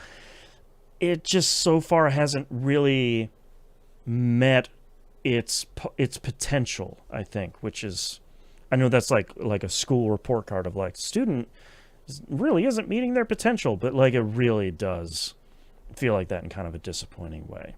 So I do think it's also funny that when you walked into the necropolis, that you see one of the green vases and you're like, you know, it actually makes sense here. It looks good in this atmosphere. Yeah, like you have your necropolis. Else in the game. Yeah, you have your necropolis aesthetics on point here, like those big green health urns. You got it. These look natural in here. Yeah. Yeah. Anywhere else though, it looks dumb. Yeah. So like I feel like the game has gotten a stay of execution here for me, largely because of Manfred and Emmerich. Like I feel like them being the weirdos and being able to have them in my party, I think will probably go a long way. Of like Harding, of course, is fantastic. She is consistently really great. I like her storyline so far all the way through. This like the someone of the dwarven race getting magic, which they're not supposed to be able to do, and like hearing the magical voices of the stone. I think all of that is so far really interesting, and Harding is just a fun character. And hopefully pairing her together with Emmerich and having Manfred there, like I think all of that seems great. So like I'll continue to give it a chance, but like it's continually on thin ice for me, which is like really not the way that I want an RPG to go, especially not like a Dragon Age game. This should be me of like, I can't wait to tuck into this for like another 5-hour session. And at the end of like 2 hours, I'm like, yep, I'm ready. I'm ready to be done. I can put this down for another week. And that's a real bummer. So, I'll keep playing it. We'll see. But you know, so far it's not really. Are you playing on normal, or are you on, what difficulty are you on? I think I'm just on normal. Yeah, I usually start most games on normal, and like when I run into the first sign of like, oh, this game is gonna have like annoying grinding. I don't mind regular grinding, but like annoying grinding, or like every boss fight is just gonna be this like battle of attrition for like 30 minutes. I just put it down to story difficulty, but so far the difficulty has felt fine. Like you need to use your party members' abilities, which I forget to do. Your party members' healing helps out a lot. Like you're really encouraged to use like your super move and all of your abilities and your like runic empowerment or whatever. Like you do have to use all of your stuff in a way that I think can feel really good, but it's fine, which kind of isn't what I wanted. I was just thinking, if you start getting to the point where you're teetering again, maybe the easier option to just bump it down to story mode, so you can True. just quickly blow through a bunch of story beats Yeah. to get to one that's interesting. That's a good point. Yeah, just to like get through the combat stuff, just to get through the story. That's a good point. I'll probably do that if I feel like I'm losing patience with this game's business. But yeah, I don't know. It's fine. It's okay. It's heartbreaking. Yeah, It's what like it it's is. fine in a heartbreaking way. So I'm hoping that I can stick it through all the way and find something to like. Because so far, I think I like two things. One of which is the combat feels fine, and when it clicks, it feels really fun. But it doesn't click as often as it should.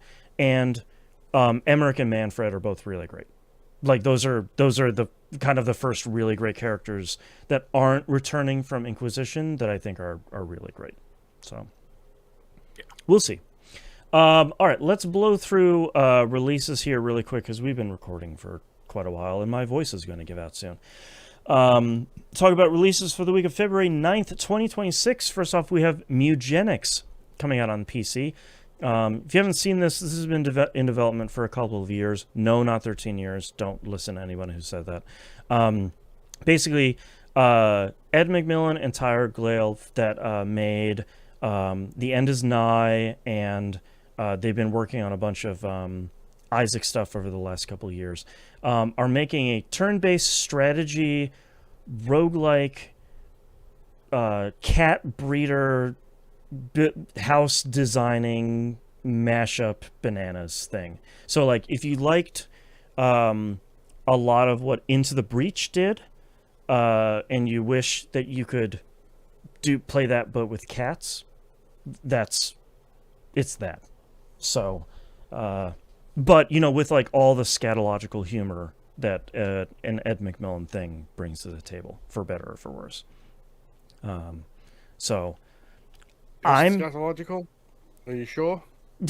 Yeah, I know it's surprising to hear that something Ed McMillan is working on has a lot of pee and poop in it, but this one's got it. So I'm excited for this just to see what these two make, because I think historically they have made stuff that is I think difficult and challenging but really good, and this seems to be kind of Ed McMillan's kind of passion project, as much as like The End Is Nigh was a story of here's how difficult game development can be and like the highs and lows of the games that I have developed. This seems to be like this is my passion project. Like I wanted to make a Final Fantasy Tactics roguelike, and I made Mugenics. So I'm deathly curious. I'm going to be playing this on Tuesday when it comes out. It seems fairly wild. So all the reviews so far have seemed really great. So I'm hoping it turns out to be super good. Next up, we have Romeo is a Dead Man coming out on PS5, Series consoles, and PC. This is Grasshopper's brand new game, new Suda 51 game. I don't know what this is. I keep watching trailers for this, and every time I watch a trailer, it looks like a brand new game. So, like, it's a Suda 51 game at the end of the day, because, like, who knows what this thing is going to be, and also it's still a Suda 51 game. So, like, I don't know, man. It looks wild. They're sort of billing it as like a ultra-violent action title, like a super bloody, blood-soaked sort of thing.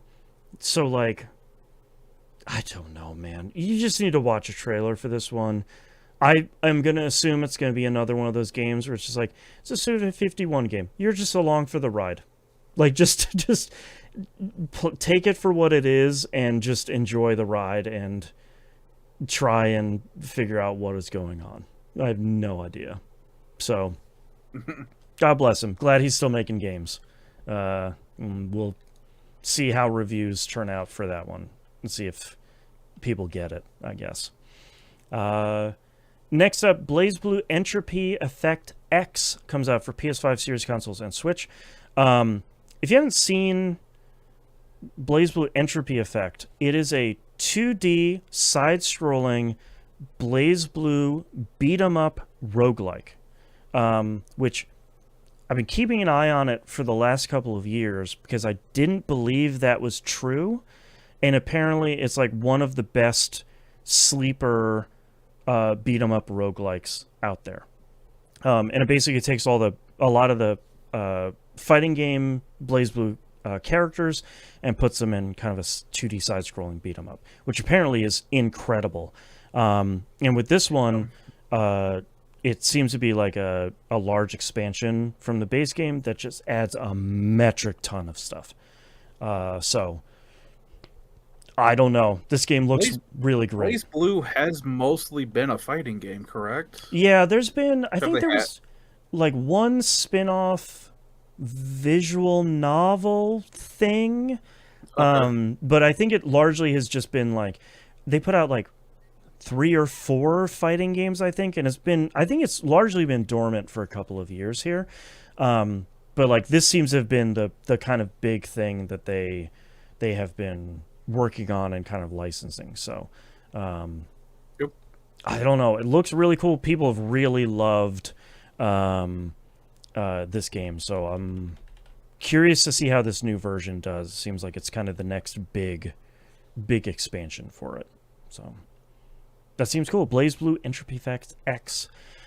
Next up, we have Yakuza Kiwami 3 and Dark Ties comes out for PS4, PS5, Xbox One. There doesn't appear to be a native Series console version at the moment, but it should be fine. Switch 2, I don't think there's a Switch 1 version, and PC. So as you can tell, the release of this is kind of screwy, and some of those other platforms might come out later and stuff like that. But just like Yakuza Kiwami 1 and 2, this is a remake of Yakuza 3. So they just kind of redid it in the most recent engine and with all the improvements on all the stuff and all the upgrades and yada, yada, yada. So you kind of know what to expect there. The Dark Ties stuff is a brand new entire game that lives alongside Yakuza Kiwami 3 that features Yoshitaka Mine, one of the characters from Yakuza 3 that's like telling the story from their perspective. So it's a fairly large release that seems really big. And I still haven't even finished Yakuza Kiwami 2, so I need to get on that before I even think about starting this one. But I don't know, man, these games are great. Go play the Yakuza games. They're all really great. Start with 0. You know, start with one of the best ones. If you haven't played any, start with 0. Yeah, 0 is so good. You can start with the Yakuza Like a Dragon if you really want. Like, that battle system is super cool. Don't listen to the haters. But 0 is so good. Oh, man. That's why I want to play Like a Dragon's, because it has the command battle system in it. So, that is one game I would recommend blowing through on the easiest difficulty, because the battle system in that one is fine. But Like a Dragon Infinite Wealth, they did such a huge leap forward with the battle system in that one. That one's so much better. But like, you kind of have to play Yakuza Like a Dragon first because of all the story stuff. Gotcha. So, but that's like you can blow through that on easy pretty quickly. Well, quickly for a Yakuza game, to be fair. Quickly for us. I mean, yeah, exactly. You know, Yakuza is getting up there with our counts. But... Yeah, exactly. Yeah. Next up, we have High End Life 2. Comes out for PS5, Series consoles, Switch 2, and PC. It doesn't appear to have a Switch 1 release. I don't care. This just literally seems like another one of these games. It's the like stoner first-person shooter with the talking guns associated with it. I don't believe he is, right? No, I don't think Justin Roiland is associated with any of these things anymore. I think he was the wrong-in, right? Whoever the wrong-in one was like pushed out of the industry, hopefully forever. But yeah, I don't believe he's involved in it whatsoever. But people seem to like that first game sort of in a way that I wasn't expecting. Moon, you played it, right? I did, yes. It was a shockingly very good video game. Like, genuinely very good game. Yeah. And a genuinely pretty solid story throughout as well. Like, that was the really weird part about it. Like, it told an interesting story and it told it well. And you're not wrong, it was full of the stony human. Yeah. I just don't click with that. Humor, I should say. That kind of humor that this sort of orbits around, that just really doesn't click with me. So like, I'm glad to hear that it turned out to be like a solidly good game that told a good story instead of just being like, ha ha ha, drugs in space. You know, like, I'm glad it wasn't just that. So that's coming out this week as well. And last but certainly not least, Rune Factory Gardens of Azuma comes out on PS5 and Series consoles. This has been out on Switch and I think PC for a couple of months here. And everything I've heard about it is that it's really good.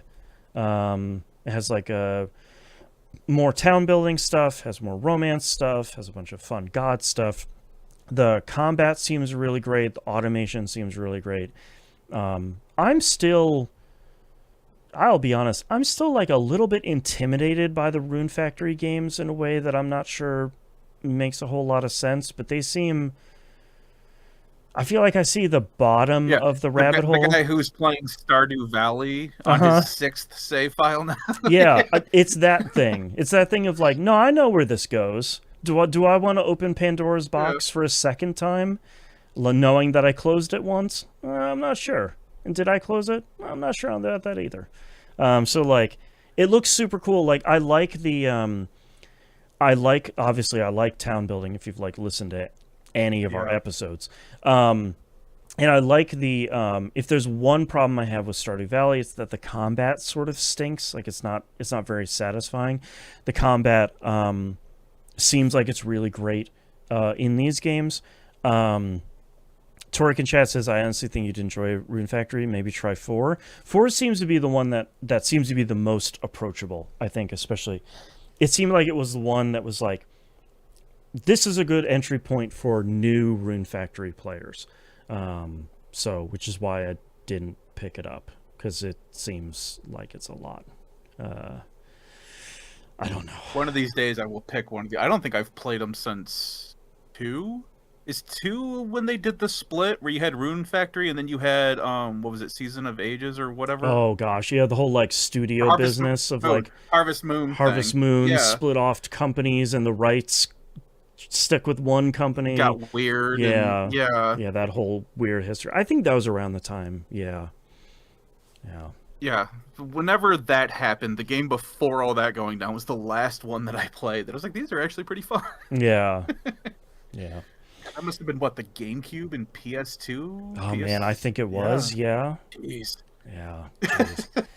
All right, before we go, let's talk about this real quick news story.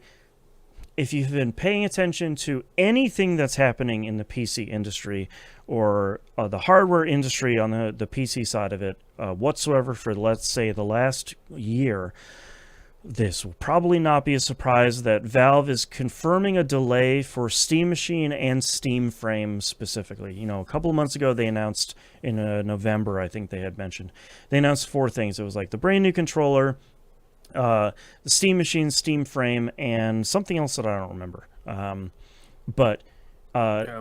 They put a blog post out that said, hi, you guys have been patient. We were hoping at this point that we would be able to share final pricing and final release date for specifically the Steam Machine and the Steam Frame. The Steam Frame is their standalone VR headset thing. But, as you could probably guess, storage and RAM are impossible in nearly every facet, thanks to generative AI and LLMs. So we're pushing it out to try and figure out what we're going to do. And it wasn't even like we're going to push it out to play the waiting game. The blog was basically like, we just don't know what to do. So we know we can't afford it or source any of the hardware. So Mhm. sorry, we Screw guess. AI is the lesson to be Steam learned here. Machine, yeah, Steam Machine is just forever cursed to never be released. Right. Like, so like they say our goal of shipping all three products in the first half of the year has not changed, but we have work to do to land on concrete pricing and launch dates that we can confidently announce, being mindful of how quickly the circumstances around these things can change. We'll keep you updated as much as we can as we finalize those plans as soon as possible. Which is like, yeah, man, no one can find or afford RAM. No one can find or afford storage. I could probably find and afford Pokemon cards for cheaper at this point. Now it's probably One Piece cards. Thanks, Scalpers. But they did also put a little fact together at the bottom of that of like, can you wear glasses while you're using the Steam frame? And the answer was like, yeah, basically, as long as your glasses aren't really big, et cetera, et cetera. And like, what are the plans for Steam frame? Two of the standout questions that they answered here for Steam Machine I thought were really interesting. One was, how well can Steam Machine play newer, more demanding games on Steam? Because I think that has largely been the question of the Steam Deck of like, cool, I can play FTL on it, but can I play Witcher 4 on it? You know, like a new game that's going to come out on like Unreal Engine 5.3. How is that going to do? So they say in our testing with the majority of Steam titles play great at 4K, 60 FPS with FSR on Steam Machine. So FSR, again, is one of those incredible AI tools that I think this one's the AMD one. Again, this is why we're specifying Gen AI and LLM. Those are the bad ones. The other AI solutions that we've been using forever, like SpeedTree or the lip flap stuff, or FSR and all of those tools, those are the good AI ones.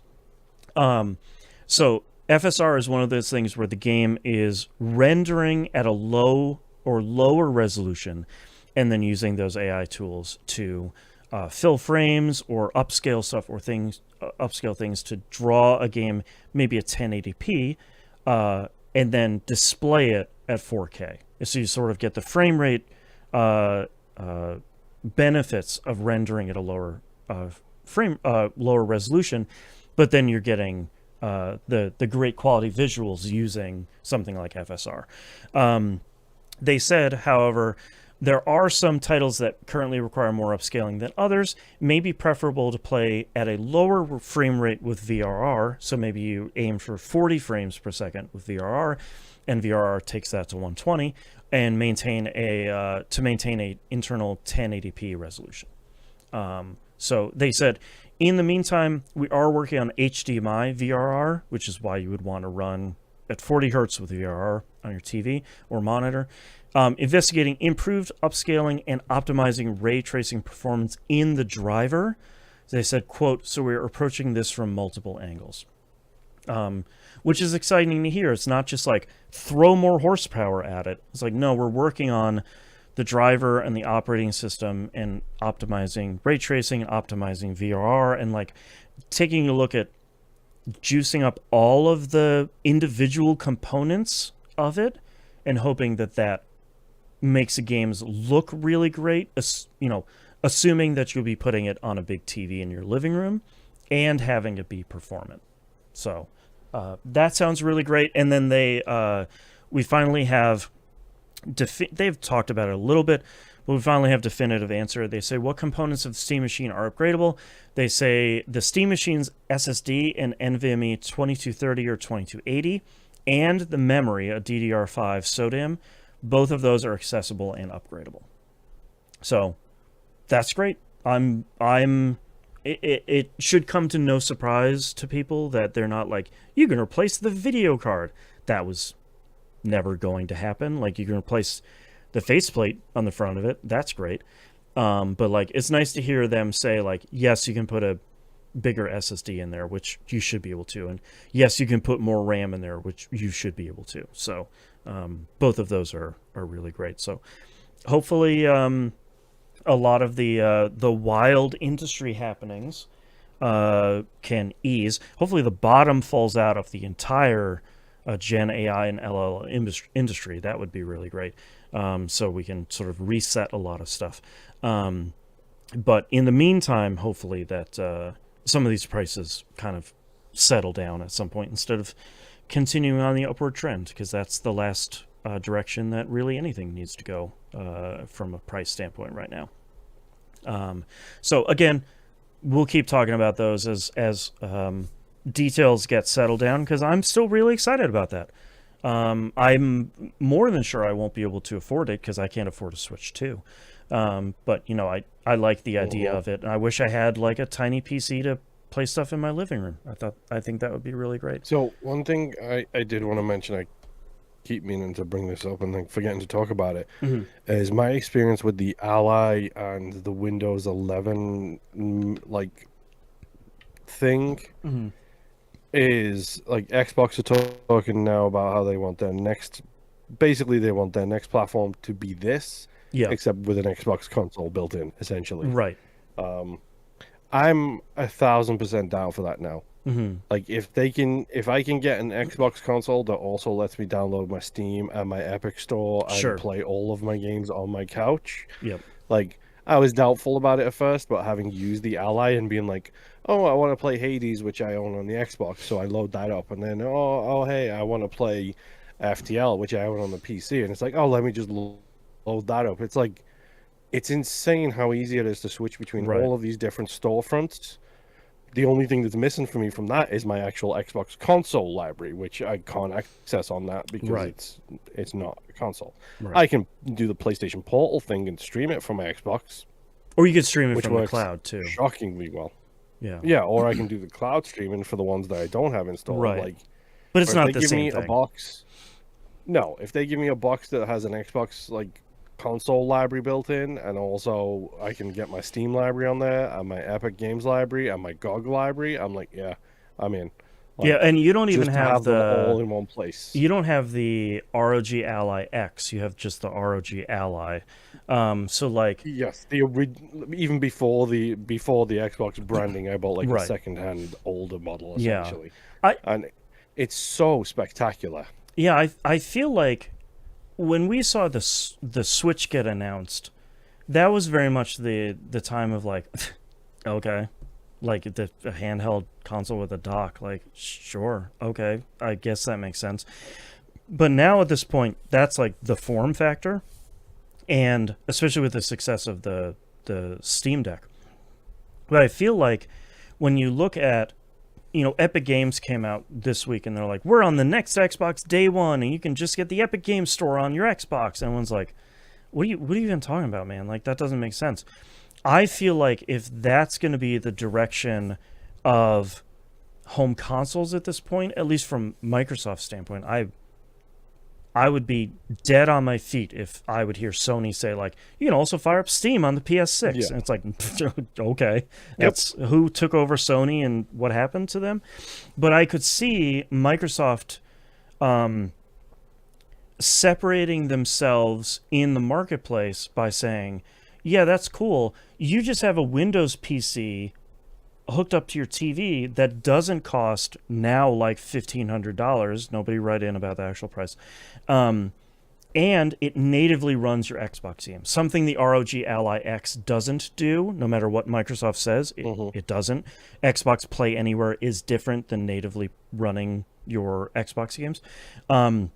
But if you were able to, like, it natively runs my PC Xbox games. Exactly, like that's a different thing. But it's like you can fire up the Xbox version of Forza Horizon 6 and then close that and then fire up the Steam version of Witcher 4 on the same thing, and they like live on the same machine. That's the dream, man. I feel like if Microsoft is going to go that direction, I'll be honest, like my experience with it was doubtful. That's why I went with the older version. I didn't go with the new versions.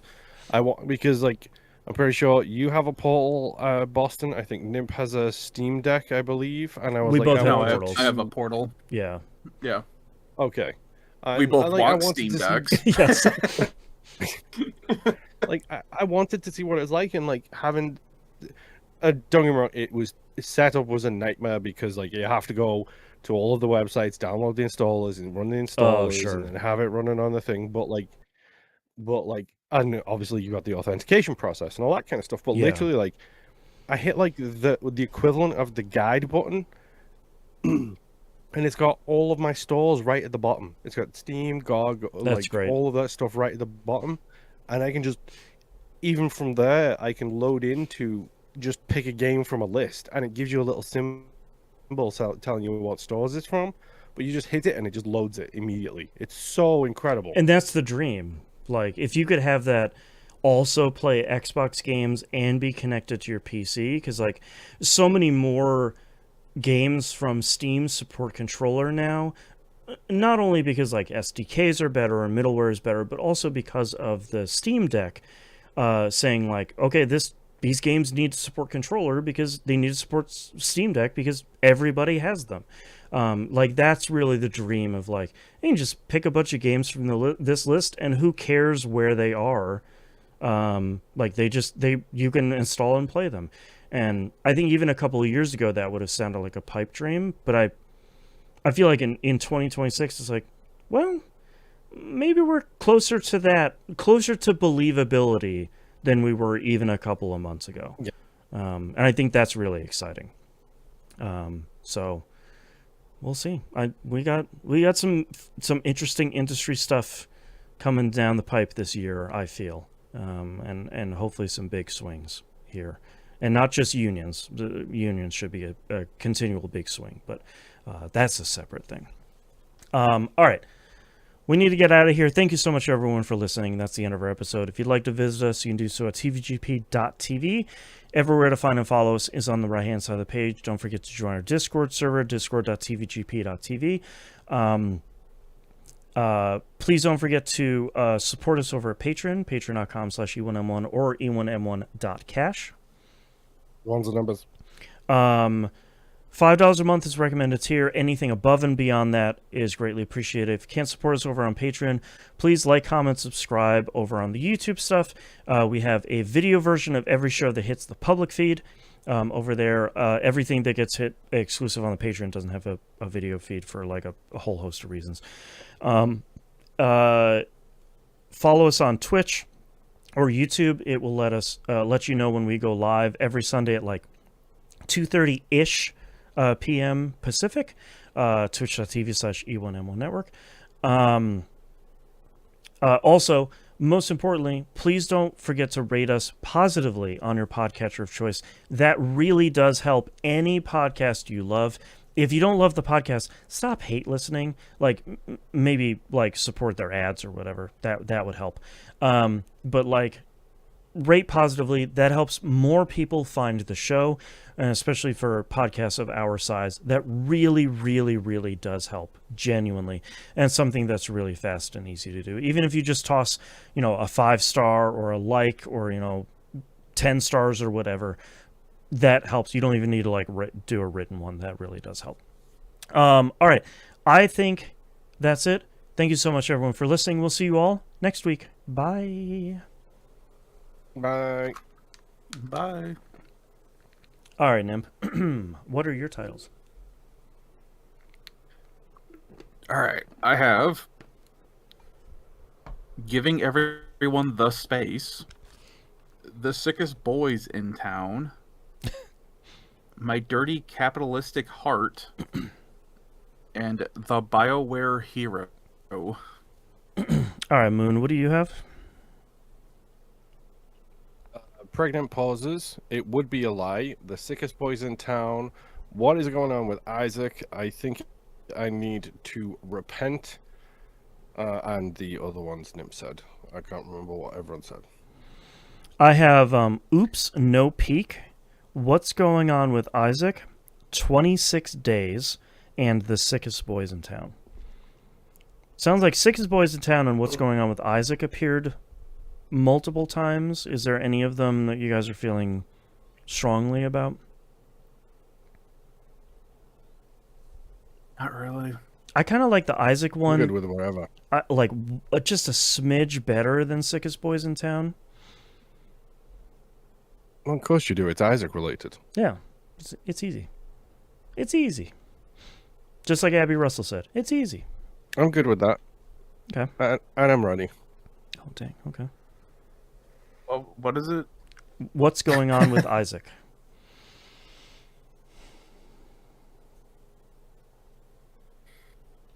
Now you got to think of an Isaac joke. Boy.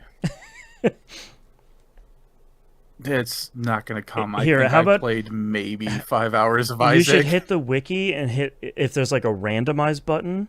Hit the randomize button and see what like item or character. I bet there's like 700 something items. I bet you could pull up an item that's just really weird. All right. And I don't know if every wiki has like a random button.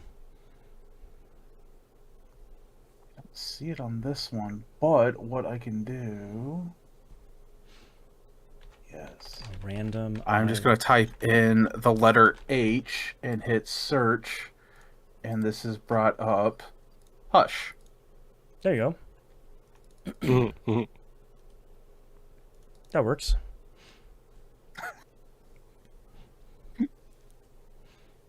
All right, I guess I'll go with that. All right. Starting in 3, 2, 1. This is That Video Game Podcast, episode 955 for February 9th, 2026. What's going on with Isaac? I should definitely repent. Plus, Hush is apparently a boss that has multiple phases.